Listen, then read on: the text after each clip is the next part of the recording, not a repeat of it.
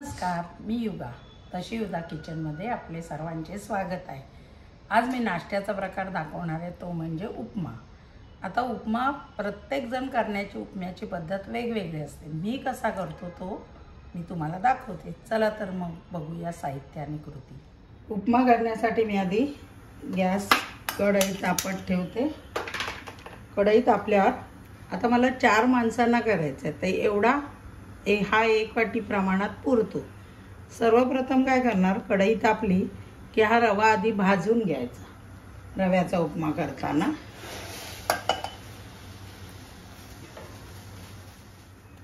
हा रवा मंद गॅसवर आधी साधारण गुलबट रंगावर खमंग असा भाजायचा, म्हणजे तो जास्त छान फुलतो आणि मोकळा होतो. आधी भाजून घेते. हे बघा, आपला रवा भाजत आलाय, म्हणजे असा त्याला भाजलेल्याचा असा धूर पण निघतोय आणि दुसरा वास येतो, गुलाबी असा खमंग वास येतो. आणि मग आता हा भाजलेला गॅस बारीक करायचा आहे आणि जाळून नाही द्यायचं, त्याच्या आधीच याला ताटात काढायचं आहे. मी काढून घेते. त्याच कढईत आता आपण फोडणी तयार करायची. उपमा करताना तो रवा भाजलेला ताटात काढल्यावर 2 चमचे तेल टाकायचं. आपल्यावर मी जिरं, राई, हिंग टाकले. आता कढीपत्ता, मिरच्या, आपल्याला जेवढ्या तिखट हव्या तेवढ्या मी 4-5 मिरच्या घेतल्या. नंतर यातच कांदा टाकणार आहे.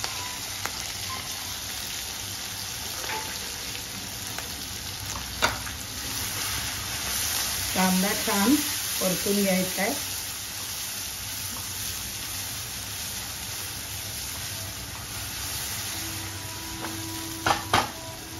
कांदा लवकर भाजण्यासाठी मीठही यात चवीप्रमाणे टाकायचं.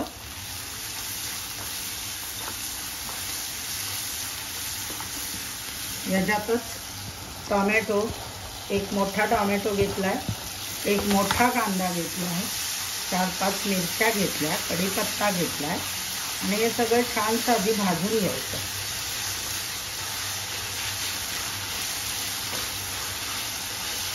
मीठ टाकल्यामुळे कांदा तुमचा लवकर जरा भाजला जातो. आणि यातच चवीने थोडी कोथिंबीर टाकायची, नंतर वरून नंतर टाकायची.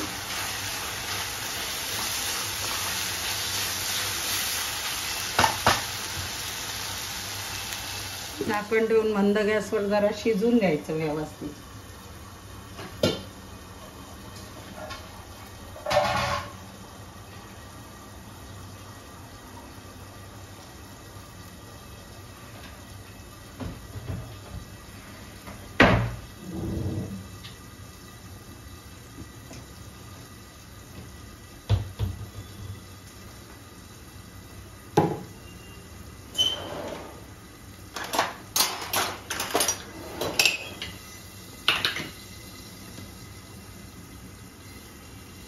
आता कांदा आपला जरासा नरम झालाय, अजून शिजायचा आहे. आता ह्याच्यात आपल्याला हव्या त्या आवडेल त्या भाज्या टाकायच्या. मी मटार आणि गाजर टाकते.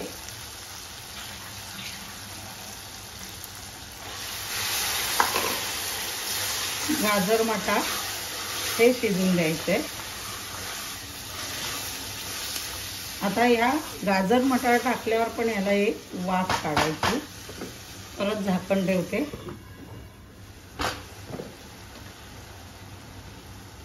आता हे शिजलं, वाफ आली, गाजर आणि मटार लगेच शिजतंय.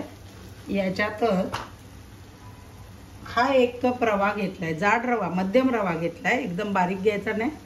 आणि जाड असलं तर चालू शकतं. त्याला 3 कप पाणी, एकाच 3 प्रमाणात पाणी टाकायचे. यातच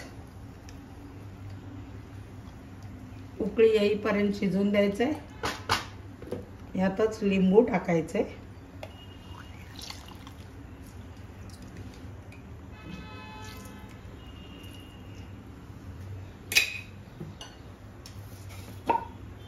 आणि चवीप्रमाणे साखर हे ऑप्शनल आहे, तुम्हाला जर नको असेल तर साखर नाही टाकली तरी चालते, पण आंबट गोडची चव उपम्याला जास्त छान वाटते. आता याला एक उकळी येऊन द्यायची. आता याला उकळी आली. आता काय करायचं, हा भाजलेला रवा ह्याच्यात एका हाताने टाकत हलवत राहायचं, गुठळ्या होऊन द्यायच्या नाहीये.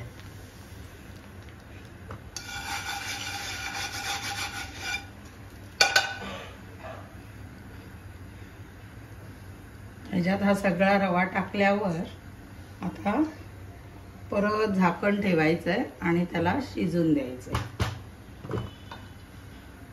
गॅस मध्यम ठेवायचा आणि शिजून द्यायचा. असा तो मंद गॅसवर शिजून द्यायचा. अजून त्याला थोडं पाणी आहे आणि ह्याच्यात परत मध्यम गॅसवर अजून एक वाफ काढायची. परत झाकण ठेवते, एक वाफ काढायची.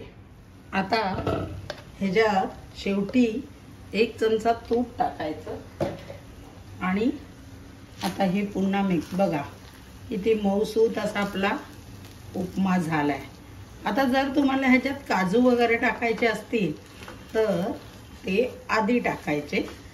जेव्हा तेल टाकतो तेव्हाच काजू तळून घ्यायचे किंवा तुपात आणि मग ते डेकोरेटिव्ह करायचे. आपला उपमा झालाय. आता कसा सर्व करायचा तो मी दाखवते. आता उपमा झालाय, हा सर्व कसा करायचा.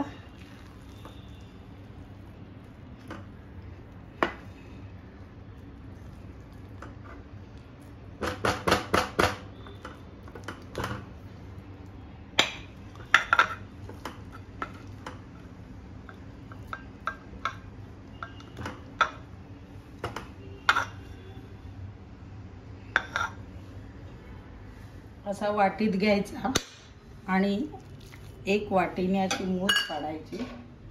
त्याच्यावर हवं तर काजू, कोथिंबीर,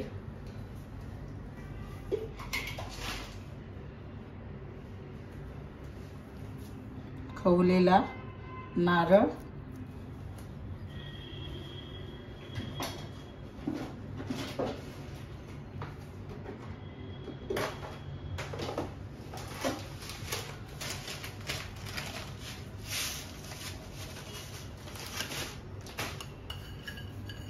आणि शेव, सोबत लिंबूची फोड. आणि असा हा आपला उपमा रेडी. मी पाहिला आपला उपमा किती मोकळा, मऊसूत आणि मस्त झाला. याचे कारण काय आहे तर ज्या वाटीने आपण रवा घेतो तो रवा घेतलेल्या रव्याच्या 3 पट पाणी ठेवायचं. रवा छान भाजला म्हणूनही मोकळा होतो. जर रवा तुमचा कच्चा राहिला तरी उपमा चिकट होऊ शकतो. म्हणून रवा पहिल्यांदा नेहमी मोकळा भाजून घ्यायचा. उपम्यासाठी बारीक रवा घ्यायचा नाही. 0 नंबरच्या रव्याने तुमचा उपमा चिकट होईल. त्यामुळे मीडियम साईज किंवा जाड रवा उपम्याला मोकळा व्हायला मदत करतो. तर तुम्ही अशा पद्धतीने छोट्या छोट्या टिप्स लक्षात घेऊन असा उपमा तयार करून एकदा जरूर करून बघा. आणि मग तुम्हाला माझी ही रेसिपी आवडली असेल तर लाईक करा, शेअर करा आणि जरूर सबस्क्राईब करा. धन्यवाद.